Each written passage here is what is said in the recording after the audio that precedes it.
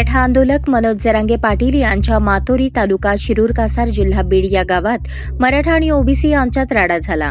DJ वाजवण्यावरून दोन्ही गटांनी एकमेकांवर तुफान दगडफेक केल्याने अनेकांची डोकी फुटली असून वाहनांचेही नुकसान झाले आहे। ही घटना गुरुवारी रात्री 8 वाजता घडली। रात्री 10:30 वाजेपर्यंत गावात तणावपूर्ण शांतता होती। पोलिसांची कुमक गावात पोहोचली असून सर्वांना शांतता ठेवण्याचे आवाहन केले जात होते। मराठा आंदोलक मनोज जरांगे यांनी अंतरवाली सराटी जिल्हा जालना येथे जरी उपोषण केले असले तरी त्यांचे मूळ गाव हे शिरूर तालुक्यातील मातोरी आहे। वडीगोद्री येथे उपोषणास बसलेले प्राध्यापक लक्ष्मण हाके व नवनाथ वाघमारे गोपीनाथ गडावरून पाडळसिंगी मार्गे भगवान गडावर जाणार होते। त्यांचे स्वागत करण्यासह त्यांना भगवान गडाकडे नेण्यासाठी मातोरी परिसरातील माळेगाव, पारगाव, तिंतरवणी आदी गावातील ओबीसी बांधव हे डीजे लावून पाडळशिंगीकडे निघाले होते। मातोरीत आल्यानंतर डीजेवर काही गाणे वाजवले।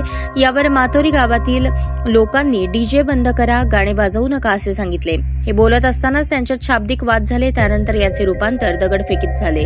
यामध्ये दोन्ही गटाचे लोक जखमी झाले आहेत। तसेच गाणे वाजवलेला डीजे आणि काही दुचाकींचीही तोडफोड करण्यात आली। ही घटना समजताच चकलांबा, शिरूर, गेवराई पोलीस ठाण्यातील अधिकारी कर्मचाऱ्यांनी मातोरी गावात धाव घेतली। तसेच दंगल नियंत्रण पथक व इतर विशेष पथकेही गावात दाखल झाली होती।